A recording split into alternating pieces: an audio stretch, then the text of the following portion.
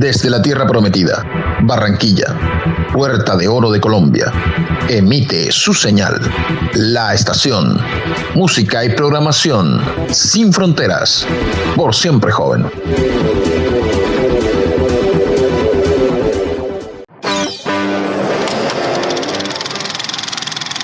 Lo que estabas esperando, Cinema Station. Las películas, los directores, sus guionistas, los actores, sus storyboards, los detrás de cámaras y todo el andamiaje del film, solo aquí en Cinema Station. Cinema Station, la casa del cine.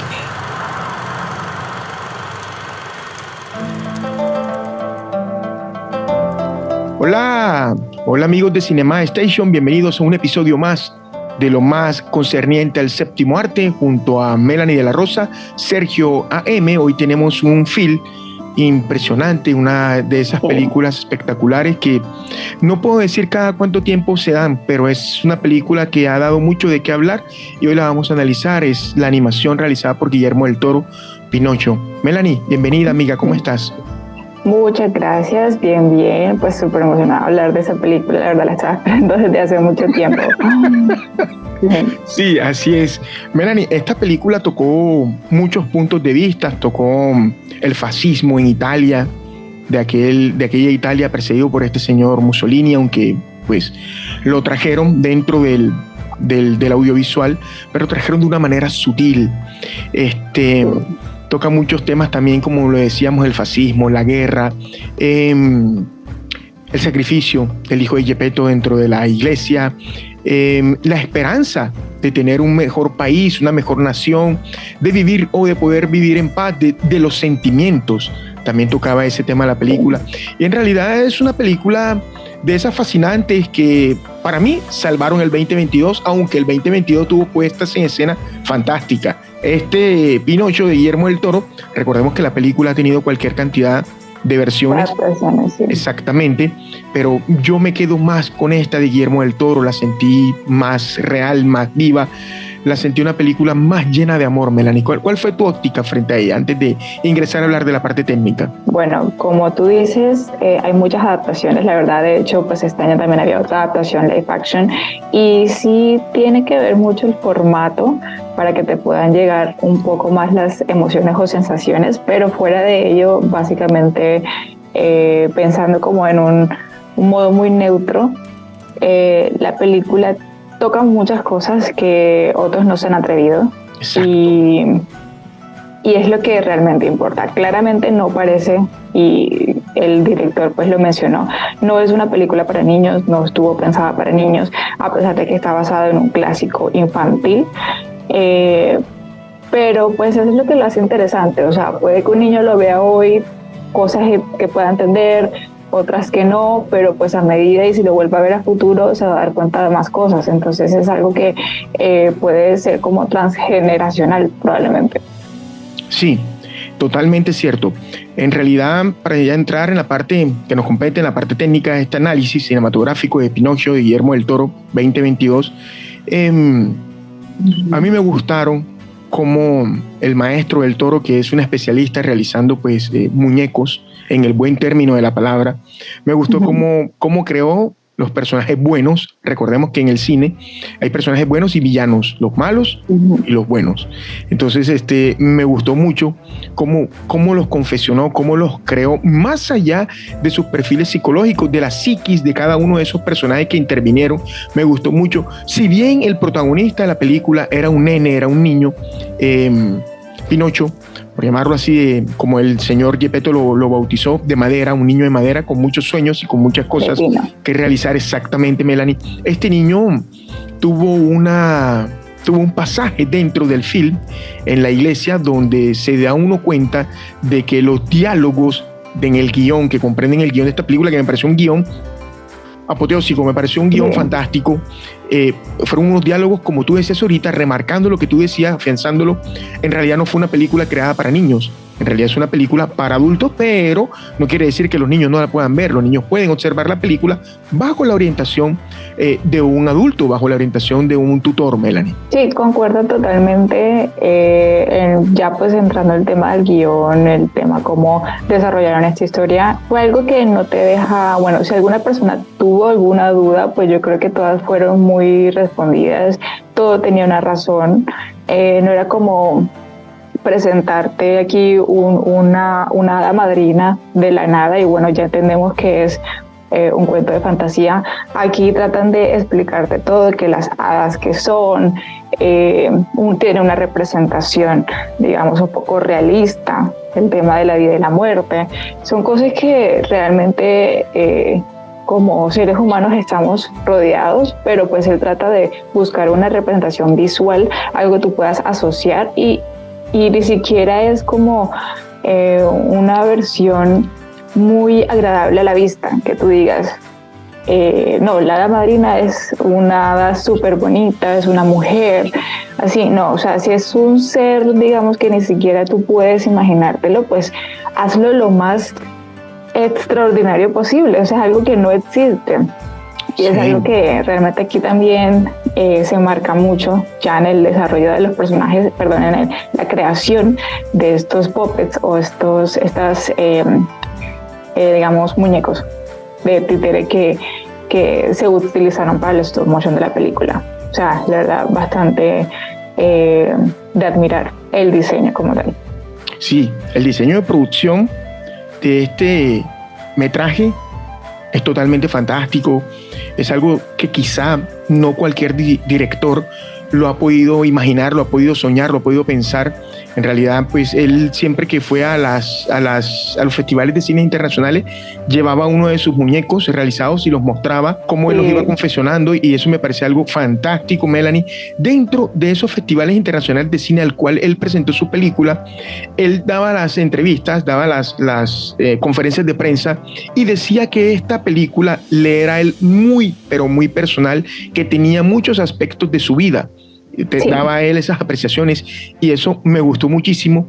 Y para ya darte el cambio para que puedas explicarnos un poco más en cuanto a esta parte, que la manejas mucho mejor que yo estuve leyendo acerca de las animaciones en stop motion, estuve buscando información y pues en la técnica del stop motion viene de los 70, puliéndose en los 80s y sí, es muy de antigua. hecho, exacto, de hecho en Terminator 1 de James Cameron, Terminator con Arnold Schwarzenegger y Linda Hamilton, la escena donde sale el humanoide, el robot ya, una de las escenas finales es hecha a base de un stop motion, que la técnica no estaba tan depurada, pero aún así fue fantástica esa escena, y que él decía que era un stop motion lo que él había realizado, pero que era un stop motion para que nos puedan comprender nuestros suscriptores, nuestros amigos que nos sintonizan y que nos escuchan, fue pulida con otra técnica más para poder dar los movimientos más fluidos, Melanie. Sí, por lo general, bueno, ¿te acuerdas que hablamos de la animación tradicional?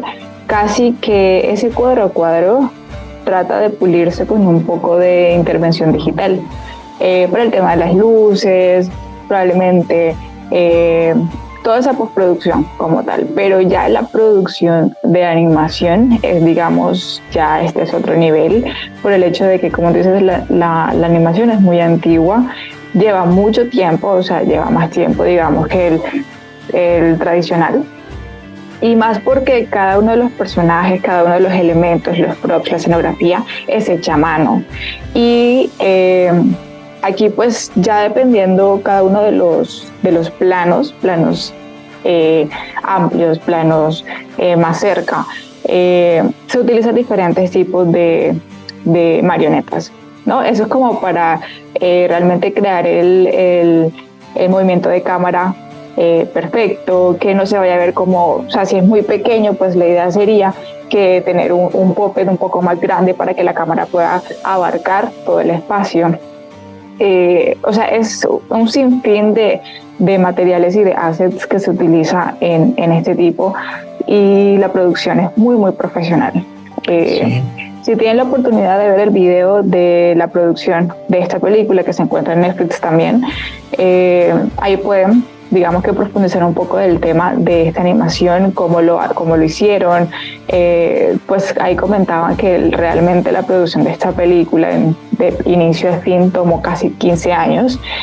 fue más o menos el periodo de la película anterior de Navidad, Klaus, y es totalmente entendible por el hecho de que las animaciones, sea el formato que sea, siempre va a tomar más tiempo que pues crear una película live action que pues de un año a otro ya sacan la película 1, película 2, porque pues es un poco más funcional en temas de tiempo. Sí, es muy cierto. En realidad, pues cuando tiene que ver con las cosas, las películas de animaciones, pues lleva mucho más tiempo, como Melanie lo acaba de decir, que una película pues con personajes creados de carne y hueso. Recordemos que esto es personajes recreados, animados, de acuerdo a la perspectiva del guión y todo ese tratamiento que tiene una producción cinematográfica. Melanie, a mí me gustó mucho. Yo pude ver algo del backstage de cómo crearon el universo de Pinocho. Obviamente pues está rodeado de pantallitas verdes y pues hay un time lapse de cómo iban realizando los desplazamientos en los movimientos de Pinocho, y me pareció algo full bacano, full bien hecho, muy profesional. Y en realidad pues ese universo que creó Del Toro con su equipo de producción cinematográfico fue algo muy alucinante, fue algo muy fantástico. De hecho, eso es lo que yo siempre he tratado de hablar con las personas, de esa magia que tiene el cine, de ese poder de convencimiento y de ese poder de masas, de acercamiento, donde mueven las emociones, los sentimientos de los espectadores. O sea, es algo grandioso. En realidad me gustó mucho cómo él mostraba los pasos o los viajes del tiempo presente al tiempo en que trataban la temática de la muerte cuando se encontraba con las hadas. Recordemos que hay dos hadas, una que es la hermana, bueno, son hermanas, entonces una que le muestra las cosas a Pinocho de una manera sutil, y la otra hada que era como más realista, que le explicaba cómo era el cuento de lo de la muerte y cuántas veces iba a morir hasta que llegara a convertirse en un niño de verdad, que nunca sucedió, y todos sus seres amados pues fueron partiendo de este mundo a la vida espiritual y él seguía ahí. Lo otro que me gustó también, Melanie, que me pareció fantástico, fue cómo integraron al protagonista, el perfil del grillo. O sea, ese grillo tuvo apreciaciones cortas, pero cada vez que ingresó, cada vez que estuvo en escena, fue fantástico el grillo. En realidad, ¿cómo lo confeccionaron, Melanie? No, sí, o sea, de ahí, de este personaje, la verdad hay mucho que comentar. Primero, pues está... creo que su personaje no cambia mucho a la versión de la historia clásica, solo que lo hacen un poco más individualista. Sí.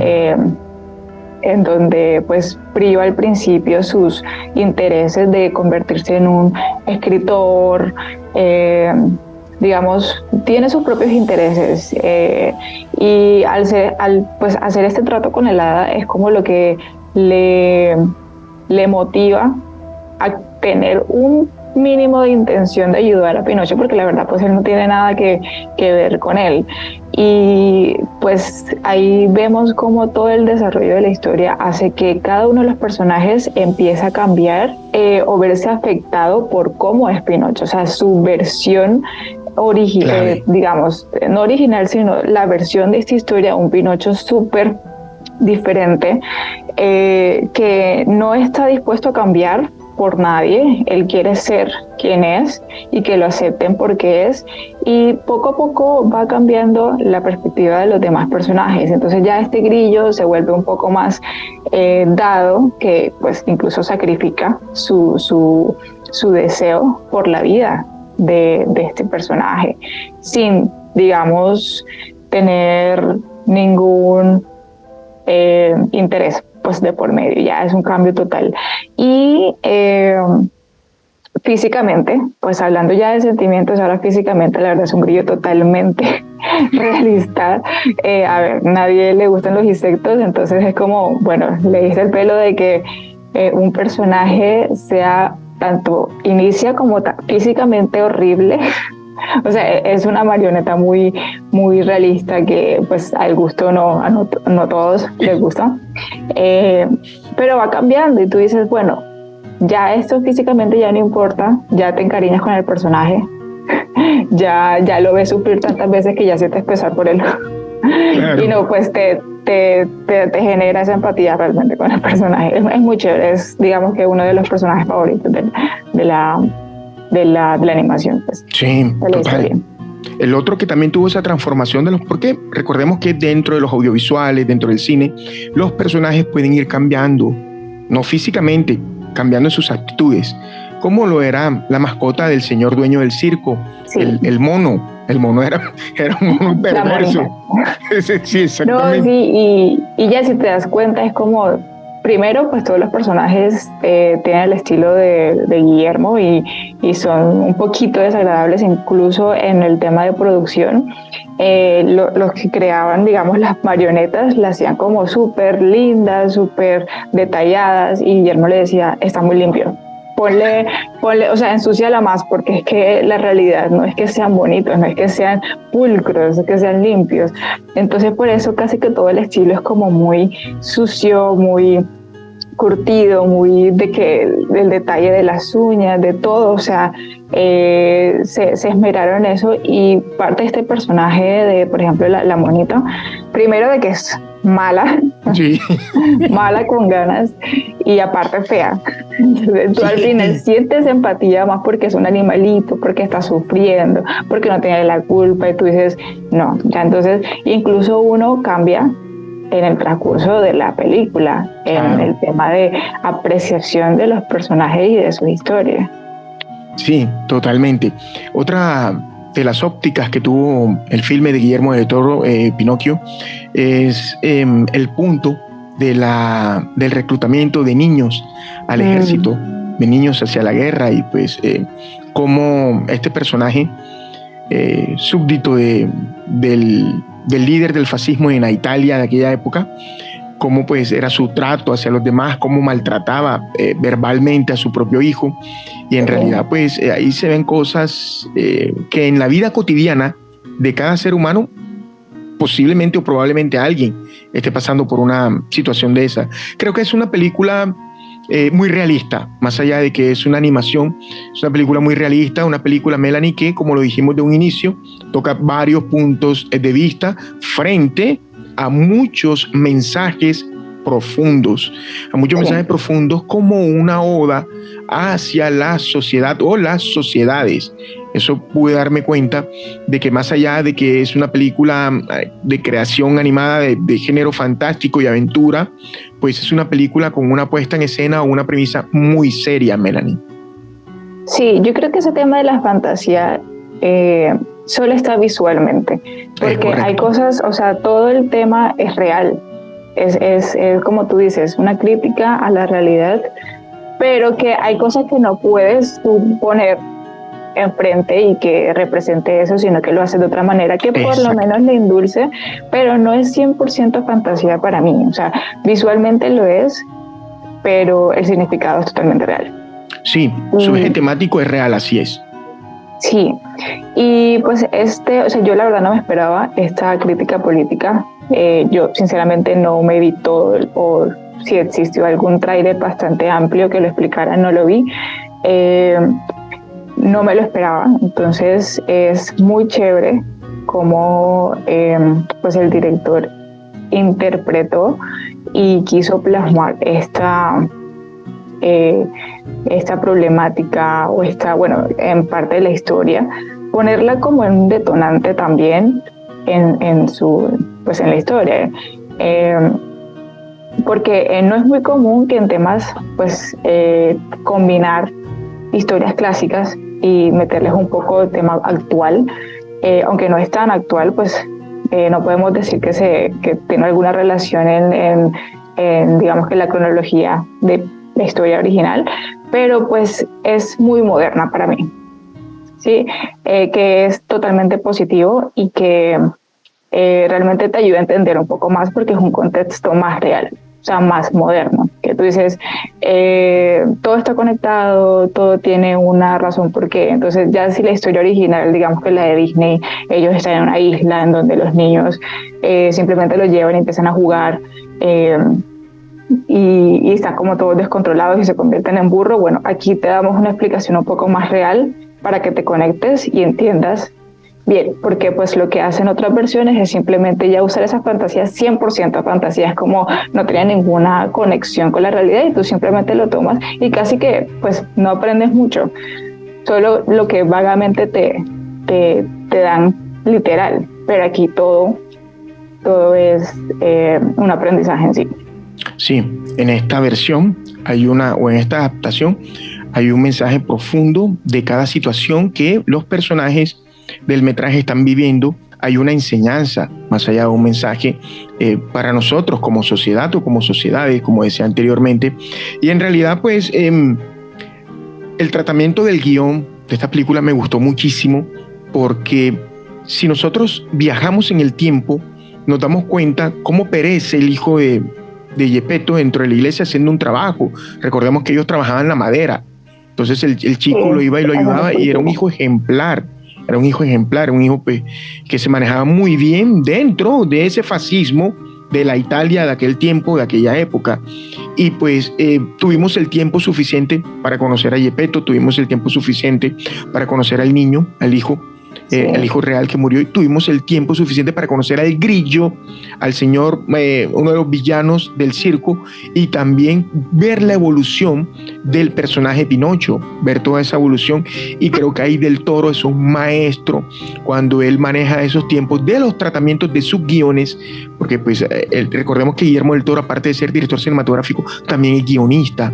En sus películas, en las puestas en escena, él le da el tiempo al espectador, a nosotros como espectadores, que podamos asociar todas las partes de los personajes que intervienen directamente en la obra audiovisual, como también lo fue con el personaje de La Forma del Agua, que es una película que a mí me gustó bastantísimo. No sé si tuviste la oportunidad de verla, creo que sí. Creo que hiciste un comentario, yo te repliqué ese comentario de la película, y la verdad que a mí este director cinematográfico me encanta sus películas, sus puestas en escena. Él tiene una película que fue la que lo lanzó al estrellato, a la fama, una película que se llama Cronos, un abuelito con un nene que a través de una maquinita se vuelve vampiro. Es una película fantástica. Si bien no están los muñecos que él acostumbra a hacer ahí, el maquillaje que coloca a los personajes es fantástico. Eso como para las personas que quieren saber un poquito más de Guillermo del Toro. Cronos es la película que él lo lanzó al estrellato a Guillermo del Toro. No sé si fue su ópera prima, no lo tengo claro, pero fue la película que lo lanzó al estrellato. Volviendo ya otra vez a Pinocho, me gustó mucho el final. El final de Pinocho me gustó mucho. No quiero decir que así tenía que ser, pero creo que fue un final acorde, Melanie, a lo que nos venía mostrando él en la película. Sí, pues digamos que dentro de toda la película, el tono final fue, digamos, lo más impactante, pero en los últimos 3 segundos, que a muchas personas les impactó, pues puede que sea ya ese detonante de la realidad que uno no quiere aceptar y que sí o sí te la van a pintar. Pero fue como lo más sensato, ya que no estamos hablando de una historia tan fantástica en donde él al final termina siendo un niño de verdad y pues probablemente termina teniendo la misma trayectoria que todos. En este caso no, en este caso incluso ya hay una premisa antes de con la hada de la muerte, en donde simplemente le dice, sabes que esto va a pasar, sabes que los demás van a fallecer y tú pues vas a tener que verlos, vas a tener que enterrarlos, vas a tener que seguir tu vida. Y lo chévere es cómo este personaje de Pinocho lo asimila con mucha tranquilidad, lo asimila con una madurez para ser un niño. Y es digamos algo muy, muy, muy de admirar aquí en la representación visual que hicieron. Y en temas técnicos, de lo que hablabas de darle tiempo a cada uno de los personajes para que uno como espectador pueda entenderlo, pueda conectar, es algo que Guillermo usa mucho, porque pues él, como ya es director de live action, él sabe que en pantalla, ¿cierto? El actor debe hacer cierto tipo de movimientos, tiempos para poder conectar lo que está haciendo. Si no, pues va a ser algo súper insípido o sobreactuado. Entonces, en este caso, él utilizaba esa técnica de que personas hicieran la actuación y que los animadores de stop motion replicaran estos movimientos, este timing de no, que si yo necesito expresar tristeza, entonces yo subo las cejas 3 segundos, las bajo, cambio los ojos. O sea, toda esta coreografía para poder hacer los movimientos es algo que se tomó primeramente de una actuación real, de actores, y que Guillermo, pues tanto en su ojo, su perspectiva de director live action, pudo apoyar el tema de animación stop motion, y es algo muy chévere porque no es casi que tú estás viendo una película de personajes reales, pero pues en un formato diferente, ya te conecta a lo mismo, sí, esa realidad. Sí, es cierto. Un datico ahí que quiero contar para pues, los cinéfilos, y de pronto ya muchos lo saben, cuando el maestro Alejandro González Iñárritu, que también es uno de los directores mexicanos buenísimos, que me encanta, el director del Renacido, Leonardo DiCaprio, para las personas que vieron la película, buena película, exacto, y lo tengan ahí como referencia. Él, cuando hizo su ópera prima, Amores Perros, tuvo una dificultad, es decir, tanto material que la película para él estaba muy larga, para González Iñárritu, y no sabía dónde cortar, dónde editar, dónde restar. Y había otro director de cine mexicano que era muy amigo de él todavía no se conocía con Guillermo del Toro, ya voy a buscarlo, el nombre, porque no me acuerdo, y Alejandro Amenábar, es el otro director de cine mexicano que también es muy bueno, que también tiene Oscar ganado como director, igual que González Iñárritu, igual que del Toro. Era la persona con la que Alejandro hablaba, entonces le dijo: no te preocupes, yo tengo la persona que te va a ayudar a darle el sentido que tú quieres y a quitarle lo que le debes quitar sin restarle tiempo.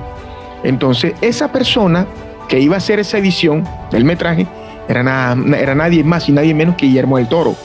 Entonces ahí fueron encajando las piezas entre esos tres directores fantásticos contemporáneos del cine mexicano del presente, por llamarlo así.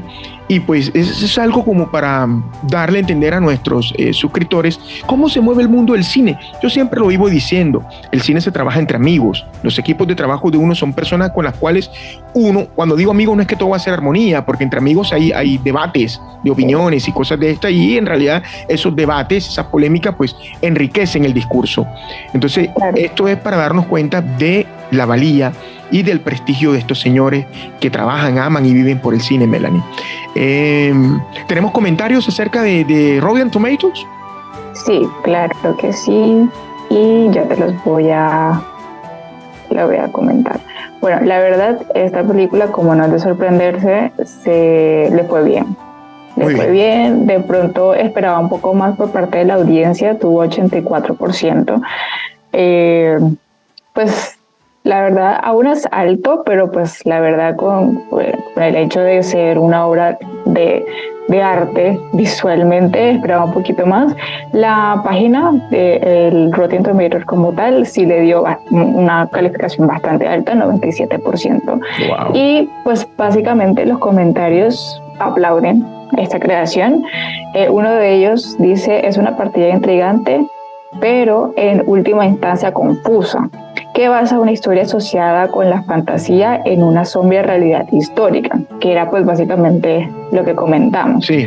Si es fantasía, que si es realidad, que pues para nosotros es una, digamos, una realidad visualmente fantástica. Exacto.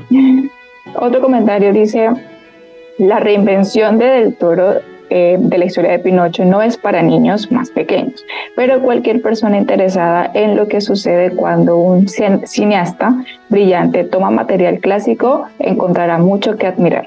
Y por último tenemos este comentario que dice: una obra maestra animada en stop motion rica en emociones, texturas y detalles tanto en la superficie como en la propia historia. Sí, sin lugar a dudas, una puesta en escena más que osada, una puesta en escena épica. En realidad es así. 2022 para mí dejó muy buenas películas, pero la frutilla del postre es esta para mí.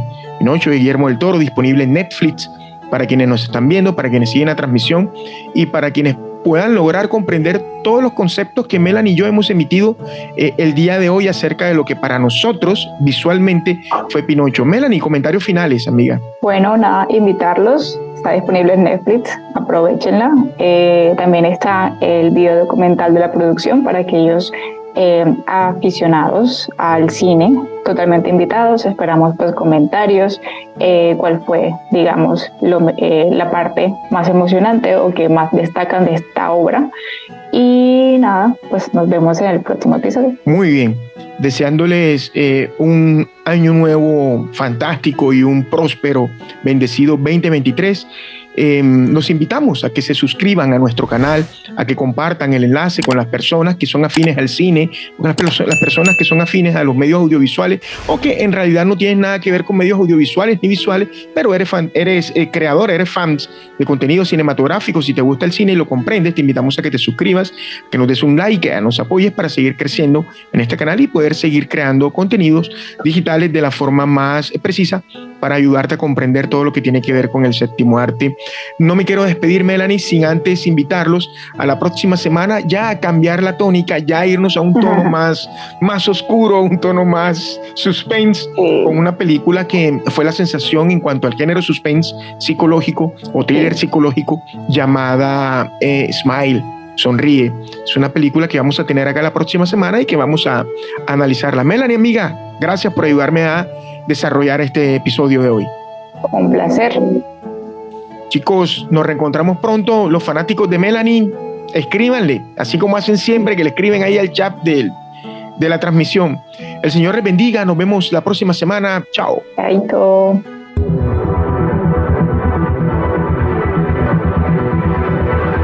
Desde la tierra prometida, Barranquilla, Puerta de Oro de Colombia, emite su señal, la estación, música y programación sin fronteras, por siempre joven.